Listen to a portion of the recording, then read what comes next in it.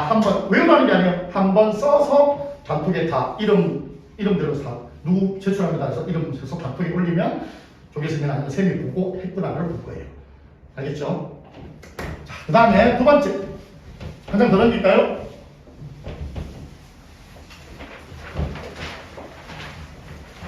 고전시가의 유의점입니다. 고전시가의 유의점. 자, 고전시가 유의점에서 먼저 첫 번째, 고전시가뿐만 아니라 시가문학에서 꼭 나오는 시가문학의 현대식 파는 겁니다. 꼭 나오는 문제의 유형이 있어요. 이제 수능이 얼마 안 남았는데 수능 준비하고 있는 고등학교 3학년 학생도 마찬가지입니다. 시가문학에서 꼭 나오는 거는 머릿속에 정리해줍니다. 모든 것들은 다 뭐하고 뭐 내용과 형식과 내용으로 나뉩니다. 국어 문제를 크게 유형을 두 개 크기로 나누면 형식, 껍데기 물어보는 문제와 내용, 그 속을 물어보는 문제로 나뉩니다. 껍데기를 물어보는 건 뭐냐면 그 시가 이렇게 쓰였잖아요. 시조가 쓰였잖아. 표현상의 특징이 뭔지, 시각적 이미지나 청각적 이미지가 사용이 됐는지, 감정이입이나 이런 게 있는지, 또 추상적인 것을 구체적으로 얘기하는지에 대한 기법에 대한 얘기가 형식이에요. 다시 말하면 선생님 저 오늘 양복 입고 왔죠. 그러면 이 껍데기에 내가 양복 입었는데 무슨 색깔이지? 이런 거 물어보는 게 이거예요.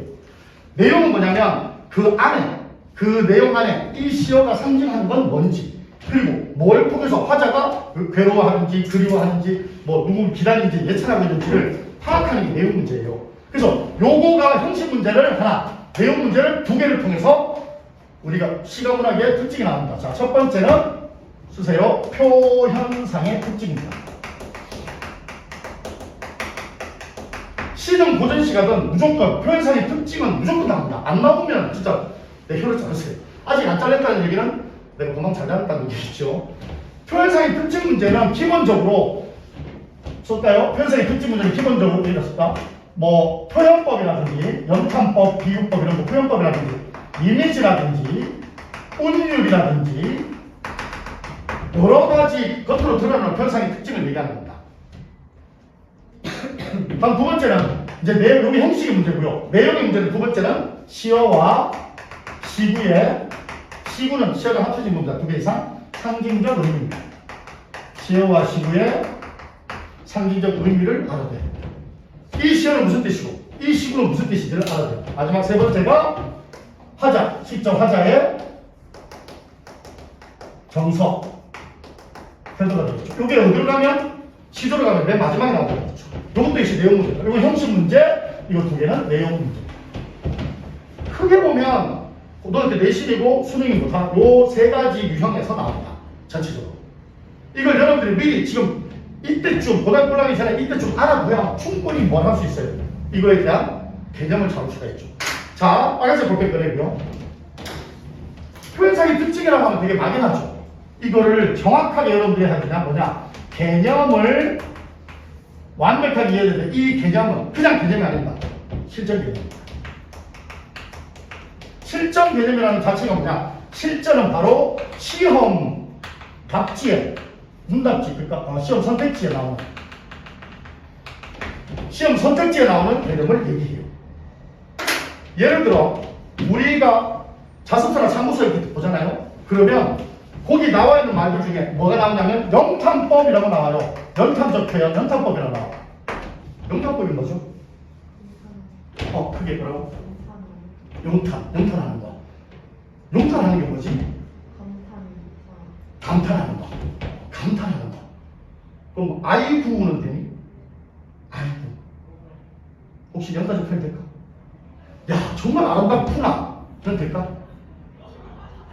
자, 여러분들이 알고 있는 영탄법은 감탄사만 생각하고 있어. 그래서 영탄법이 사용되냐고 물으면 개념을 공부하는 애들은 거기에 감탄사가 있는지만 봐요. 있는지, 아오 있는지, 아니면 오, 이런 것만 찾고 있어요.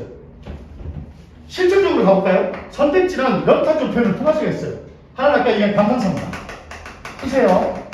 감탄사는 아까 얘기한 뭐 이런 거예요. 어지버가 이제 옛날 말로 안 돼. 그거만 있겠냐. 종결의미 중에다 5가지 있는데 감탄형 종결의미가 있어요. 감탄하면서 끝나는 말들입니다. 아까 얘기한 이런 거 같구나. 산비치, 금수, 로, 다. 도로다가 내가 죽을 이름, 이여. 자, 이런 거를 실질적으로 모르잖아요? 다 틀리는 겁니다. 다 틀리는 거예요. 그럼 선생님, 이거 모의고사만 많이 풀고 이런 거 하면 되나? 아니요. 정확한 개념의 이해를 해야 돼요. 이게 뭔 뜻을 얘기하는지를 정확하게 얘기해줘야 돼요. 하나의 더 예를 들면, 시험에 가장 많은 계절적 배경을 기반으로 하고 있다, 이런 말 나오잖아요. 그러면 사람들이 다 생각할 때, 계절적 배경이라고, 계절적 이미지가 있다고, 그럼 봄, 여름, 가을, 겨울만 생각할 거 아니에요? 눈은 계절적 배경에 들어갈까, 안 들어갈까요? 들어간다. 왜? 눈은 겨울에만 오잖아요. 근데 이런 애들로 얘기합니다. 수장님, 아프리카에 있는 사람들은 눈이 여름에 오잖아요. 아프리카에 있는 그럼 이거 수는 어떻게 봐요? 잘 그래라. 그건 누구 얘기? 아프리카의 경우죠. 봐봐. 아프리카라는 주관적인 상황, 우리나라라는 주관적인 상황이 있죠. 근데 기본적으로 모든 문제는 객관적이고 합리적이고 시각적 차원에서 봐야 돼요. 얘들아, 우리가 아프리카는 아니잖아. 우리나라는 겨울에 문화예요. 그럼 수능을 저기 아프리카 가서 치라고 하세요. 저쪽 파편마다 소말리아 가서 치라고 하세요. 아까 얘기한 것 중에 봐봐. 객관적인 게 시험에 나온다고 했죠. 시험 문제 절대 안 나오는 게 뭐니? 주관적인 겁니다. 자, 다음 중 가장 이쁜 사람은 1. 제니 2. 아이유 3. 전지현 4. 우리 집사람. 난 몇 번이라고 해야 되죠? 4번 맞죠? 나는 어쩔 수 없이 4번을 택해야 되잖아. 이게 다 주관적인 거다. 또 다음 중 가장 예쁜 사람은 사람 따라 다를 수 있죠. 근데 이건 돼요. 이건 문제 됩니다. 다음 중 가장 키가 큰 사람 1. 서장훈. 끝났죠? 아는 사람들이 서장훈밖에 없잖아. 그거는 객관적인 수치가 딱 나오잖아요. 이해되는 무슨 말인데? 다음 중 가장 웃긴 사람 이런 거 없죠. 그런 것처럼 계절적 이미지를 그릴 때 문, 서리, 우와 진짜 골 때리는 거 하나 와요. 이화에 월백하고 은하는 상대. 여기 무슨 계절적 분위기가 있어요. 이화 한자인데 우리말로 하면 백꽃. 백꽃은 언제 피나? 4월에 피어요. 봄. 이 시라고 나온다니까요. 그러니까 미리 여러분들이 이걸 통해서 이화에 월백하고 있거든요. 그런 계절적 이미지나 배경을 미리 공부를 해두면 안 하는 아이들보다 훨씬 더 쉽고 빠르게 문제를 풀 수가 있는 거죠. 그래서 실질적으로 이런 것들이 바로 개념에 들어가게 되고요. 다음! 시어와 시구의 상징적 의미는 기본적으로 무조건 아마 내가 여러분들한테 얘기할 때 맥락을 얘기했을 때요. 앞뒤의 문맥을 봅니다. 앞과 뒤를 봅니다. 앞과 뒤. 자, 가노라, 삼각사라, 다시 보자, 한강수야야. 다음 주 배우는 게. 보국삼천은 떠나고자, 삼각사는 떠나고자 하죠.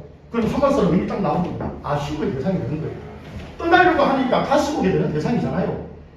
이해되는 못 말이지. 그러니까 이게 왜 아쉬움이냐, 이게 왜 미련이냐, 뒤돌아보니까 뒤돌아보는 삼각사을 있는 그대로의 정보 가지고 본인이 찾아내야 되는 거죠. 앞과 뒤를 통해서.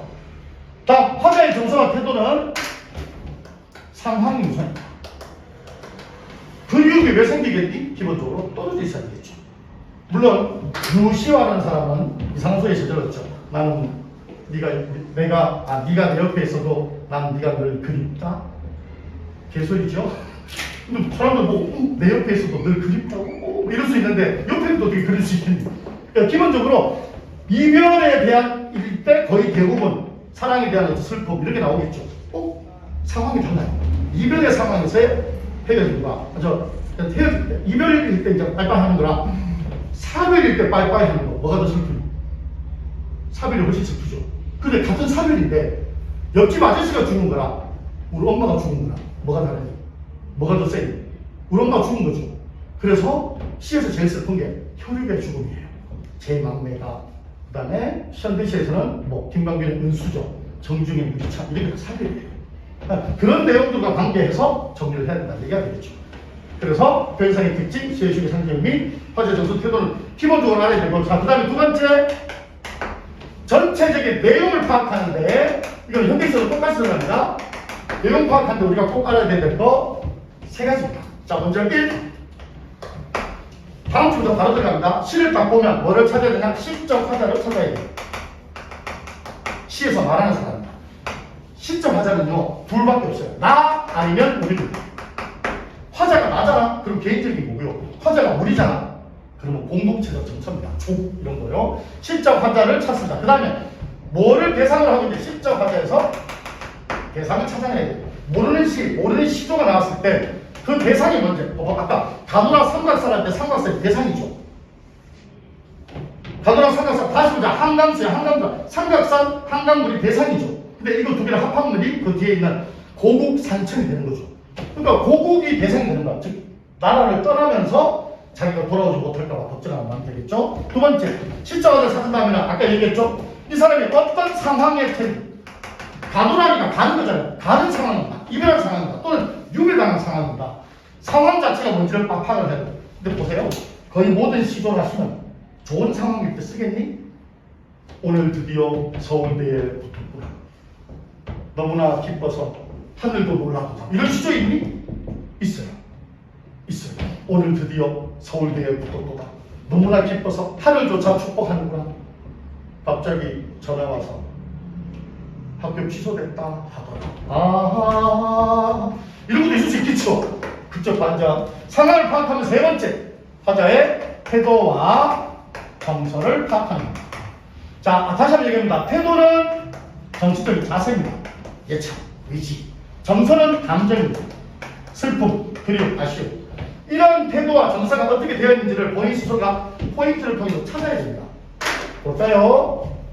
빨간색 볼펜 들고 시적 화자의 시 동그라미, 상황의 상 동그라미, 태도의 태 동그라미. 이걸 쭉 이었으면 어떻게 되니? 밑에다 쓸까요? 쭉 이었으면 시, 상, 태도. 고전 시조나 현대시를 볼 때 가장 기본적으로 시적 화자, 상황, 태도, 정서. 시적 화자, 대상, 상황, 태도, 정서를 기본적으로 파악하고 있어야 돼요. 우리 40편 중에서 10편 정도, 그러니까 1주차에 보통 8편 하는데 2주차에 한 8편 정도를 쌤하고 같이 해요. 근데 3주차부터는 여러분들이 스스로 해봅니다. 그리고 정답 없어요. 정답 없어요. 여러분이 생각하는 게 정답이라는 생각, 그 믿음 하에 쭉 써보고 이게 맞다, 이게 틀리다는 사실 수학처럼 이렇게 명확히 되는 게 아니기 때문에 선생님은 가장 보편적인 것만 얘기를 해주고 여러분이 스스로 나머지 30편에 대해서 쓰는 연습을 해보는 거예요. 그렇게 해야 실력이 늘어요. 쓴 거를 받아줬고 눈으로 보고 귀로 듣는 거 있잖아요. 절대 내 거 아니에요. 잘 써야 돼요. 체화시켜야 돼요. 그래서 이러한 시, 상태 아주 쉬워요. 너희들 딱 처음에 쌤 봤을 때 저 사람 누구 쌤인가? 하고 뭘 보니? 상태를 보죠. 오늘 내가 첫 수업이기 때문에 이 상태를 잘하기 위해서 미용실에 가서 드라이 하고 왔어요. 5,000원 주고 한 거예요. 이쁘죠? 진짜? 어쨌거나 상태를 좋게 하기 위해서잖아. 그럼 여러분도 시를 볼 때는 시의 상태를 봐야 될 거 아니야. 내가 이별하는지, 아니 내가 뭐 끌려가는지, 아니 내가 뭐 누구랑 뭐 도망을 가는지 시 상태만 보면 되죠. 그럼 머릿속에 시 상태 이렇게 놓으면 되죠. 이해됐죠? 자, 그 다음에 바로 옆에 맨 앞에 좋죠. 맨 앞에 이제 10분 정도 남았는데 여기 맨 앞에 여기 있죠. 여기다가 선생님이 하고 싶었던 이야기. 원래 첫 시간에 여러분들에게 동기부여하는 얘기를 많이 하는데 그 이야기를 잠깐 하도록 하겠습니다. 자, 우리는 이제 예비 고1이고요. 곧 있으면 이제 26일 지나면 수능이 끝납니다. 수능이 끝나면 여러분이 이제 고1이 되는 거예요. 왜? 고3은 11월 17일 이후에 고4가 되죠. 인간 취급을 못 받아요. 수능 끝나고 난 다음에 일단 수능 끝나고 이제 6시 필요 먼저 나와요. 그리고 그때는 안 놀아요. 그때는 안 그래요. 막 정신없고 막 엄마가 막 레스토랑에서 뭐 싹 짜장 뭐 하다가 다음 날 울어요. 그리고 좀 마음을 좀 추스렸다가 토요일날 학교에서 너무 또 울어요. 잘 본 애들은 안 그랬겠지만 어쨌거나 여러분들이 고등학교 1학년이 되는 시기는 결국 수능을 시점으로 해서 봐야 돼요. 왜냐하면 11월 10일 수능 끝나고 난 다음에 고3들은 고3이 아니잖아요. 맨날 뭐 학교 가면 뭐 영화 틀어주고 막 이렇게 하니까. 그래서 실제로 여러분들이 지금 공부를 할 때 있어서 기본적인 걸 여러분들 알았으면 좋겠습니다. 자, 너는 꿈이 뭐니? 지희지? 지희는 꿈이 뭐니? 남을 도와주는 사람. 크게. 남을 도와주는 사람이겠다. 너는 꿈이 뭐니? 꿈이 없어요? 만들면 되죠. 너는 꿈이 뭐야? 치과의사예요. 치과의사. 너는 꿈이 뭐야? 잘 사는 거. 너는 꿈이 뭐야? 신약개발 공장. 오, 되게 구체적이시네요. 네. 자, 둘은 한 명은 꿈이 오고 만들면 되고 둘은 꿈을 얘기했고요. 둘은 목표를 얘기했어요. 많은 학생들이 헷갈리는 게 두 개입니다. 꿈과 목표는 달라요. 목표는 얘들아 해야 할 겁니다. 해야 할 일. 해야 할 일을 하는 게 목표예요. 꿈은 하고 싶은 일을 하는 거예요. 우리가 왜 목표를 이루는지 아닙니까? 내가 하고 싶은 꿈을 이루기 위해서 하는 거예요. 금방 치과에서 나왔죠? 그럼 무슨 공사 나왔죠? 그게 꿈은 아니에요. 왜? 그거 이루고 나면 뭐 할 건데? 그거 꿈을 치과에서 태어나면 뭐 할 건데? 막 이빨을 들어보고 있을까? 이만 계속 칠하고 있을까? 치과의사가 되면요 돈을 많이 벌겠죠. 그러면 그 돈 갖고 유럽 여행 가는 거예요. 그게 꿈인 거예요. 뭐가 되고 싶다라는 대학이나 어떤 좋은 직장, 직분 이건 우리의 목표라야 돼요. 그러니까 해야 할 것 중에 하나입니다. 왜? 좋은 직장과 좋은 대학은 기회를 많이 주거든요. 많은 기회를 주기 때문에 그 기회를 놓치는 사람들도 있어. 서울대학교 나왔는데 빌빌거리는 사람도 많아요. 서른인데도 취업 못한 사람 많아요. 실제로 대학이나 직장은 우리의 목표가 돼야 돼. 효율적이고 우리 아까 얘기했던 관계지향 사회니까 너 어디 나왔는지부터 먼저 물어보니까 살다 보면 그런 걸 많이 쌤 중대 공부가 나왔거든요. 50일 넘었는데 아직도 학부모님 전화하셔서 선생님은 어디 학교 나오셨어요? 중대 공부가